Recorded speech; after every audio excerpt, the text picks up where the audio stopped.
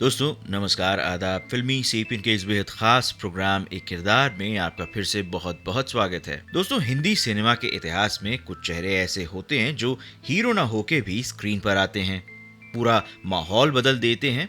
एक छोटा सा सीन, दो तीन डायलॉग्स, एक अलग सी हंसी और पूरा थिएटर तालियों से भर जाता है। आज की कहानी ऐसे ही एक लाजवाब एक्टर और कॉमेडियन की है जिनका असली नाम था दिनेश हिंगोरानी साहब, लेकिन पूरी दुनिया उन्हें जानती है दिनेश हिंगू के नाम से। 300 से ज्यादा फिल्मों में नजर आने वाले पारसी बिजनेसमैन से लेकर मारवाड़ी सेठ और ओवर द टॉप लाफ के लिए मशहूर ये कलाकार हिंदी फिल्मों का असली सीन स्टीलर था। ये वही चेहरा है जिसे देखते ही अपने आप होठों पर हंसी आ जाती है। कभी पारसी सेठ, कभी कंफ्यूज डॉक्टर, तो कभी फिल्म हेरा फेरी का मशहूर चमन झींगा।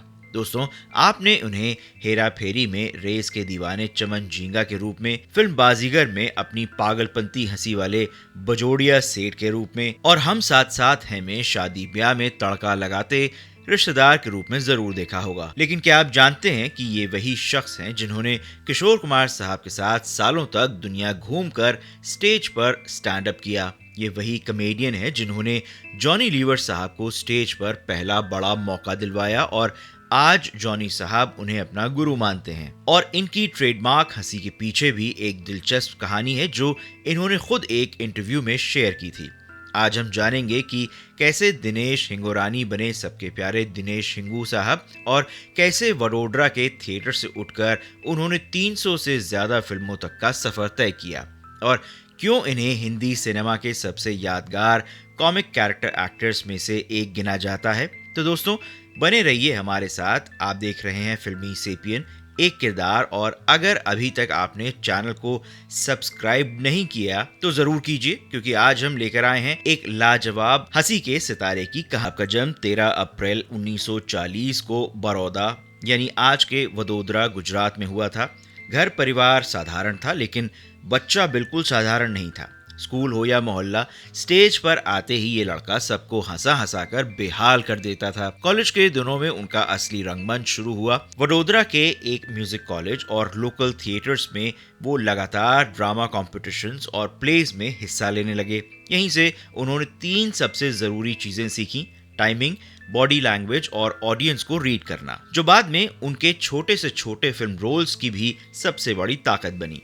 थोड़े साल थिएटर और लोकल स्टेज करने के बाद उन्होंने वही किया जो उस दौर के तमाम सपने देखने वाले नौजवान करते थे। एक्टर बनने की ख्वाहिश इतनी गहरी थी कि 19 साल की उम्र में दिनेश साहब ने घर ही छोड़ दिया और चुपचाप निकल पड़े। उस जमाने में ना कॉन्ट्रैक्ट्स, ना पैसा, ना कोई गॉडफादर था, लेकिन एक चीज बहुत मजबूत थी, ये भरोसा कि स्क्रीन पर आना ही है। मुंबई में शुरू में उन्हें गुजराती और हिंदी थिएटर कंपनीज में काम मिला। यहीं उनकी मिमिक्री और कॉमेडी और निखरी, और थिएटर के जरिए उनकी दोस्ती महान संजीव कुमार साहब से भी हुई, जो बाद में बहुत गहरी भी हो गई।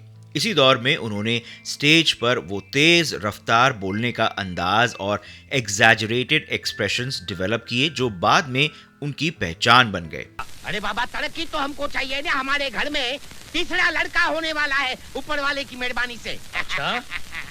तुम्हारे ऊपर कौन रहता है? हमारे ऊपर तो हम भगवान की बात करता है। तुम्हारा दिमाग गंदा है नहीं? थिएटर में काम करते करते एक दिन उनकी जिंदगी ने नया मोड़ लिया, मिमिक्री और स्टैंड अप कॉमेडी। उस समय बड़े बड़े सिंगर्स मोहम्मद रफ़ी साहब, किशोर कुमार साहब, मुकेश जी, मन्ना डे जी जब लाइव ऑर्केस्ट्रा शोज करते थे तो बीच बीच में ऑडियंस को हंसाने के लिए मिमिक्री आर्टिस्ट बुलवाए जाते थे। इन्हीं शोज में सबसे ज्यादा डिमांड वाले नामों में से एक नाम था दिनेश हिंगू। रिपोर्ट्स और इंटरव्यूज के मुताबिक किशोर कुमार साहब के साथ उन्होंने करीब 10 से 12 साल तक देश विदेश में लाइव शोज किए। गाने के बीच में वो स्टेज पर आकर फिल्मी एक्टर्स की मिमिक्री करते, छोटी छोटी स्किट्स खेल और अपनी ऊट पटांग हंसी और एक्सप्रेशन से लोग पेट पकड़कर हंसाते। इन्हीं ऑर्केस्ट्रा शोज की वजह से उन्हें अलग अलग शहर, नए लोग और फिल्म इंडस्ट्री के बड़े म्यूजिक डायरेक्टर्स और प्रोड्यूसर्स से मिलने का मौका मिला।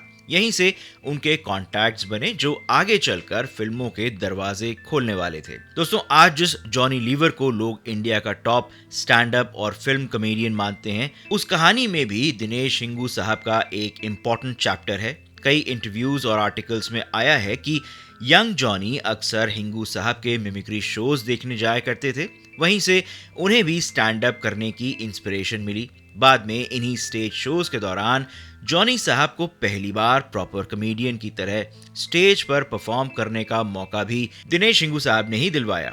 जॉनी लीवर साहब ने एक इंटरव्यू में साफ कहा है कि कॉमेडियन के तौर पर पहला बड़ा चांस उन्हें दिनेश जी ने दिया था और वे उन्हें अपना गुरु मानते हैं। सोच के देखिए, एक कॉमेडियन दूसरे महान कॉमेडियन का रास्ता साफ कर रहा है। हिंदी कॉमेडी का ये कनेक्शन अपने आप में एक शानदार किस्सा है। स्टेज पर नाम बनने के बाद आखिरकार कैमरे ने भी उनका इंतजार खत्म किया। उनकी शुरुआती फिल्मों में से एक मानी जाती है 1967 की फिल्म तकदीर। यहीं से उनका डॉक्यूमेंटेड फिल्म करियर शुरू होता है। शुरुआती दौर में अक्सर उन्हें छोटे छोटे रोल्स मिले, वेटर, क्लर्क, छोटा रिश्तेदार, ब्रोकर, पड़ोसी, लेकिन हर सीन में वो कुछ ना कुछ ऐसा कर जाते कि लोग उन्हें नोटिस जरूर करते। 1970 में वो जैसे को तैसा, कोरा कागज, बिदाई, तृष्णा जैसी फिल्मों में नजर आए, जहां उनकी कॉमिक टाइमिंग और चेहरे के भाव ने डायरेक्टर्स का ध्यान खींचा। मेन स्ट्रीम में उन्हें असली पहचान मिली फिरोज खान साहब की 1980 की सुपरहिट फिल्म कुर्बानी से। यहाँ उनका पारसी आदमी का छोटा सा रोल था, लेकिन उनकी स्टाइल ने ऑडियंस को तुरंत पकड़ लिया। इंडस्ट्री ने उन्हें एक सीरियस कॉमेडी टैलेंट की तरह देखना शुरू किया। यानी अब हर बड़े बैनर को अपने फिल्म में एक अजीब सा दिखने वाला, तेज बोलने वाले कॉमेडियन की जरूरत हो तो नाम आता है दिनेश हिंगू। दोस्तों, अब बात करते हैं उस चीज की जिसने दिनेश हिंगू साहब को बाकियों से अलग खड़ा कर दिया, उनकी ट्रेडमार्क हंसी। क्या आपको फिल्म बाजीगर में उनका वो सेठ का रोल याद है? जरा सी बात पर लंबी, अजीब सी, एकदम पागलों जैसी हंसी जो सीन खत्म होने के बाद भी कानों में गूंजती रहती है। एक टीवी इंटरव्यू में हिंगू साहब ने बताया कि जब वो मुंबई में नए नए आए थे, उनकी थिएटर मंडली में एक राइटर साहब थे जो बिल्कुल इसी तरह हंसा करते थे। ऊंची खिंचती हुई ओवर द टॉप हंसी।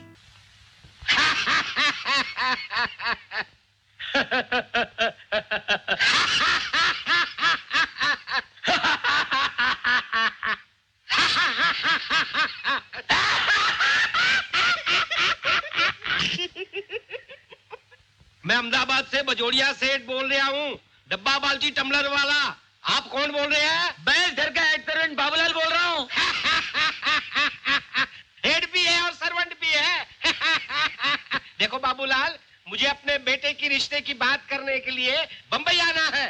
तुम चोपड़ा साहब को फोन दो।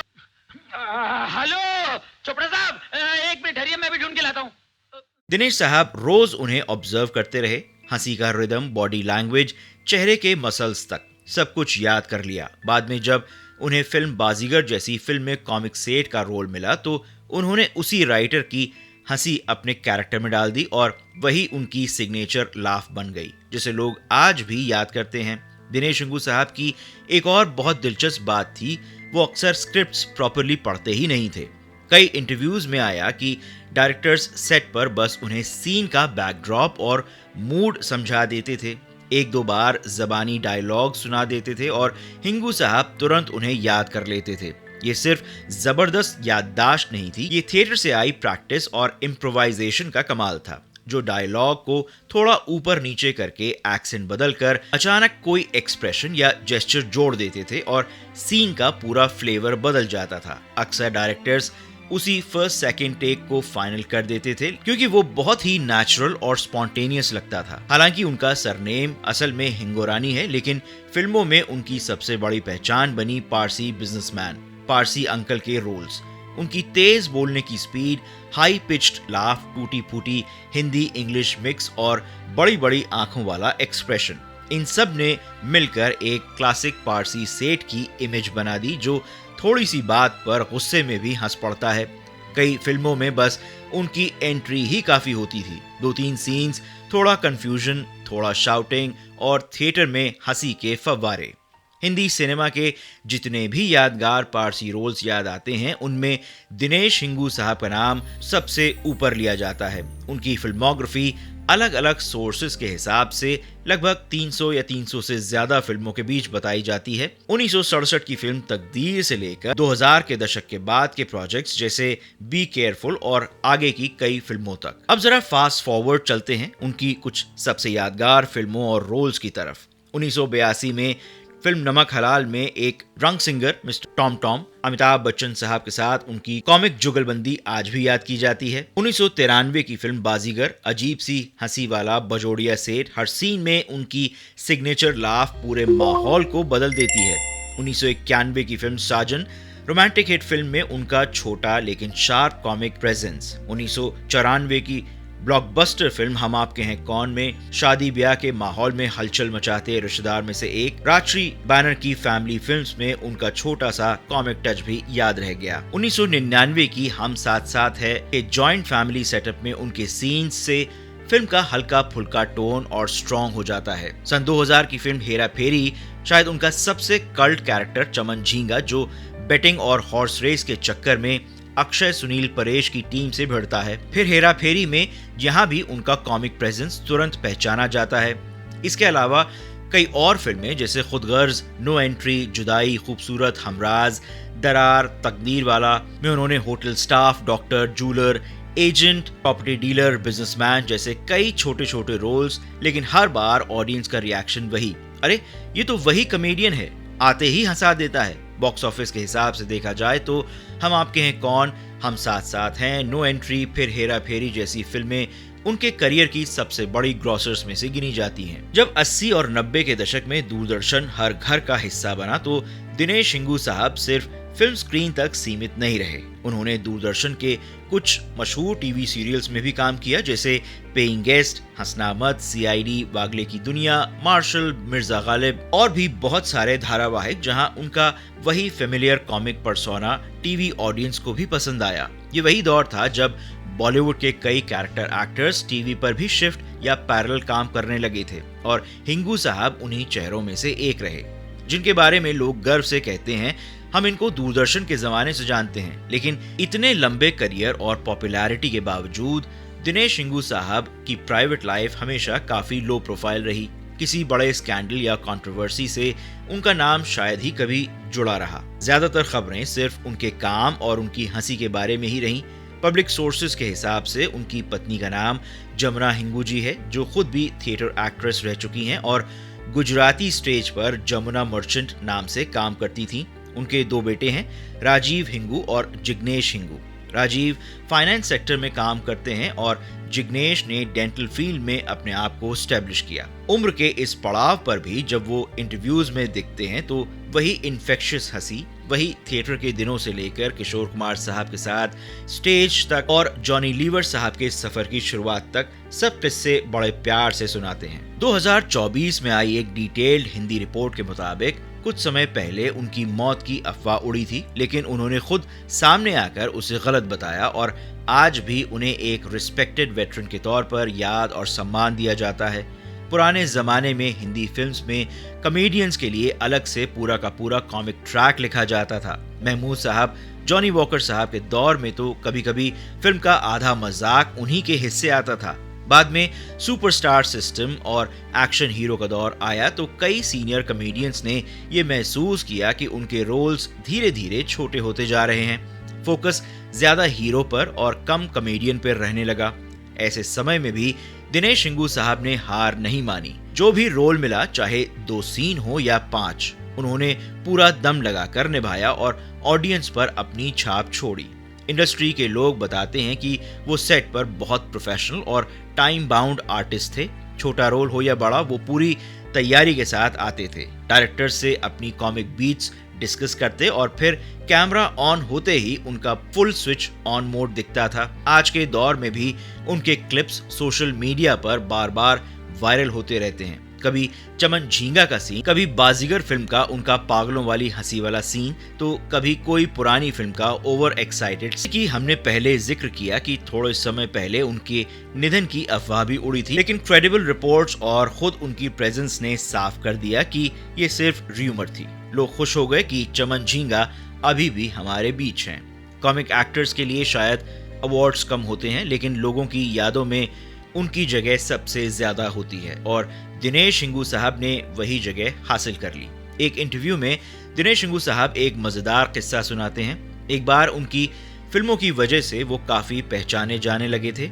पब्लिक प्लेस पर एक आदमी उनके पास आया और बोला, अरे वाह, आपका चेहरा तो बिल्कुल मेरे जैसा लगता है। हिंगू साहब हंसकर कहते हैं, उस वक्त उन्हें समझ ही नहीं आया कि ये कॉम्प्लीमेंट है या कंप्लेन, लेकिन उन्हें ये रियलाइज जरूर हुआ कि उनकी ऑर्डिनरी सी शक्ल भी लोगों के लिए एंटरटेनमेंट का सिंबल बन चुकी है। दोस्तों, हिंदी सिनेमा की हिस्ट्री में अगर फेसेस ऑफ कॉमेडी की बात होगी तो हीरो के अलावा कुछ चुनिंदा चेहरे जरूर याद किए जाएंगे और उन मजबूत नामों में से एक होगा दिनेश हिंगू साहब का। उन्होंने ये साबित कर दिया कि आपको हीरो बनने की जरूरत नहीं है, बस 2 सीन्स में भी आप ऑडियंस के फेवरेट बन सकते हैं अगर आपके पास टाइमिंग हो, ओरिजिनलिटी हो और लोगों से दिल से कनेक्ट करने की एबिलिटी हो। चाहे वो वडोदरा का थिएटर आर्टिस्ट हो, किशोर कुमार साहब के साथ वर्ल्ड टूर करने वाला मिमिक्री कॉमेडियन, जॉनी लीवर साहब को पहला मौका देने वाला गुरु या फिल्म हेरा फेरी का चमन झींगा, हर रूप में दिनेश हिंगू साहब ने हमें एक ही चीज दी, हंसी।